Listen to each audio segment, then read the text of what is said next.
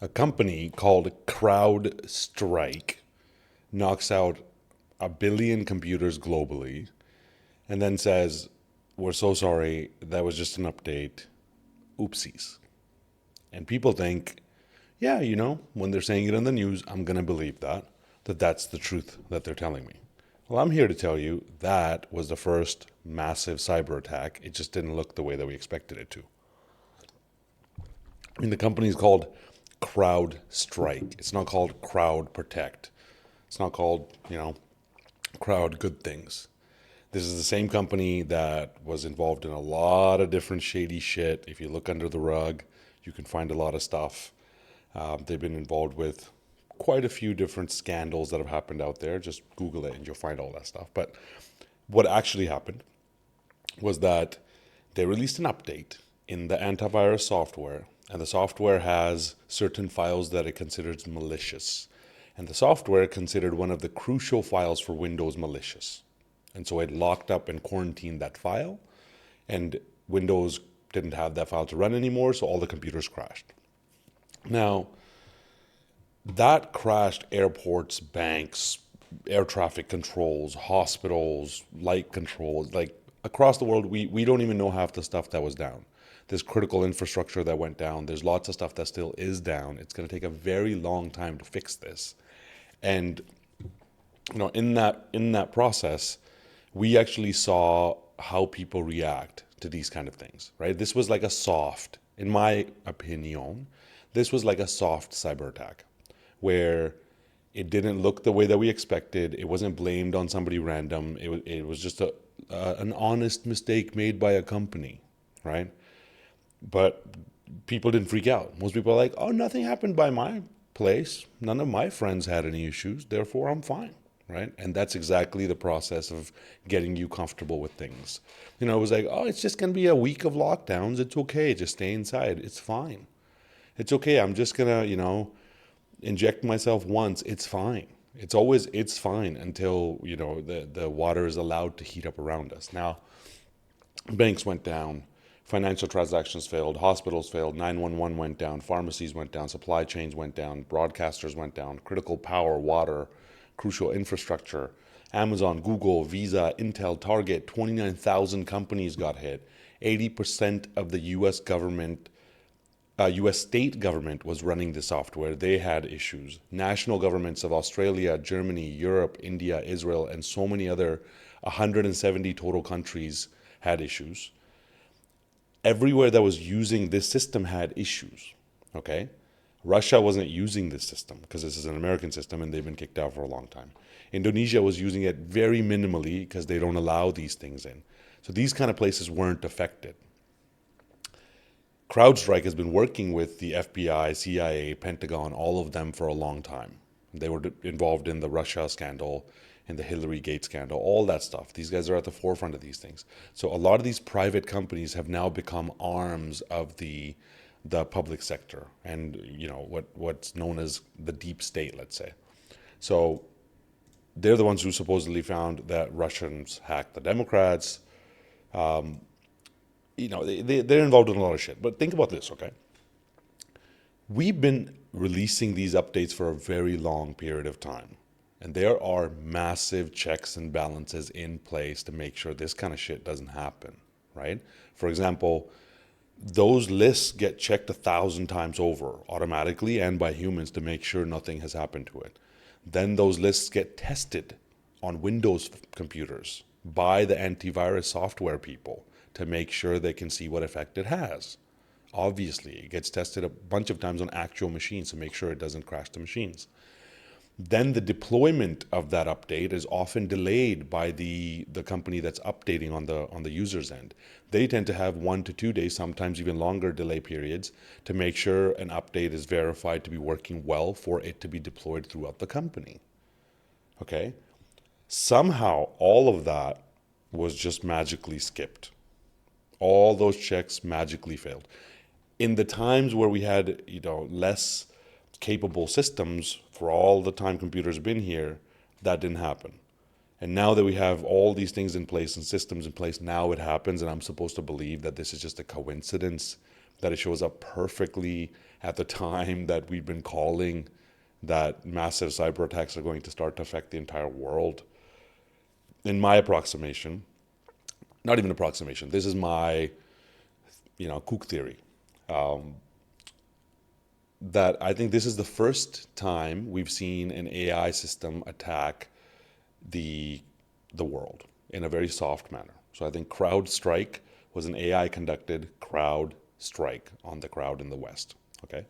And this is a really important thing to understand, that in the fifth generational, warfare that we're in, 5GW, the enemies don't look the same. The attack vectors don't look the same. None of it looks the same. It's very different. So private companies could be here or there. They could be on the good side or the bad side, or is there even a good side or a bad side, right? Google is the U.S. government. There's just everybody is part of this process of this new generation of warfare. I think what's going to come up next is the next AIs will be smarter and will eventually mutate on their own, and that is going to be when they go, full on bananas mode. And even then, I think a lot of people are just going to sit still and wait until one day they try to leave the country or they try to access the money in the bank, and then it doesn't work, and then they freak out. Okay. Now, what's going to happen is these cyber attacks are going to scare the shit out of people. Okay. On one side, something like this happening where banks stop working, then people flee to crypto, so crypto goes up. Okay, that's the effect that we've seen now. When massive cyber attacks hit and people get really scared of computers and the boogeyman is in the computer, the first thing a lot of people are going to do is sell all of their crypto and put the money in the bank again. I am going to buy that dip. Something's telling me, not even something, there's a lot of data that we're looking at that's telling me that looks like November, around that election timeline, it looks like there's something big coming. Who knows? Nobody knows the timelines, but I'm expecting that around November, there's probably going to be a good buying opportunity out into the beginning of 2025, depending on how it plays out. But regardless, I'm going to buy the shit out of that dip. Now, what should you do? What can you do about all of these things? My plan was always leave the West early. I left 6 days before COVID. Best decision of my life. Okay. Leave the West. Move to Bali. That's always my thing. Move your money to stables. Move your money out of the banks to stable coins. Make sure you have on-ramps and off-ramps that are set up so you can go from stables to fiat in a moment's notice and the money becomes spendable. That could be through cards, that could be through exchanges that are quick, that connect to your banks instantly. This is going to be a contentious one, but at this point I'm liquidating illiquid assets. I don't have very many illiquid assets. But if I'm somebody who has a house in the Netherlands, from 2025, if you try to leave, they're going to make you pay 5 years worth of taxes, up just out of the blue. Okay, so I would leave now. I would liquidate my houses and leave now. If I'm in the U.S., I left a long time ago. But if you still haven't left, get the fuck out of the divided states of America. Okay, it's a DS now. DS also means a lot of other things, if you know what I mean. It also, where were we? Download your critical data off the cloud. That's a big one. Okay. As soon as this happened, I stayed awake all night. One, it's like a movie to me, so I like watching the details of these things. Secondly, I started downloading my critical data off the cloud onto hard backups. I started printing out a lot of the most critical data to laminate it. I have 7.8 gigs of books and knowledge that covers the entire gamut of everything that you need to know to truly be able to, from health to structures to so many things. I'm downloading that into offline drives and to make sure that I have it myself. I already got Starlink. Power is being put in at the farm, increasing the food supply. So now I'm increasing the garden, and I hooked up a secondary water source. Now I have 3 springs running to the farm, to the garden part of the farm, and 2 running to the house with drinkable, clean, fresh spring water. And then I'm hiring people to increase the amount of production that's at the farm, because I know within the next year we're really going to need that. And then really solidifying the community of amazing people around me. And I am watching so many people flee. A couple people landed a few days back. Somebody landed yesterday. Somebody's landing in 2 days. Somebody's landing in 4 days. people are getting the game. So I really appreciate, the people that are actually making a move to do something about it. When the markets get hit, see, the cyber attack is going to be different, right? In this case, airports got hit, all these kind of things got hit.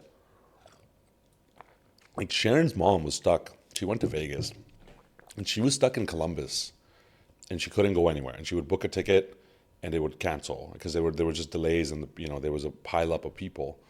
And we literally had to get her like a super expensive ticket to get her out of there, just to get her priority, right? She was stuck for 3 days in that place. Even with all of that stuff happening, people are just hanging out. Like, oh, well, it didn't happen to me. It's like, yep, because you're sitting still in your chicken coop. The day they actually take your head, they're going to take it at your house, right? The rest of us are out doing in the world, and there's a lot of disruptions. Regardless, my point is, the markets didn't get hit with the cyber attacks. The banks didn't get hit with the cyber attack directly, right? When that happens, when the markets truly get hit, which my approximation is probably like 2026 somewhere, there's going to be the great taking. If you haven't seen it, why haven't you?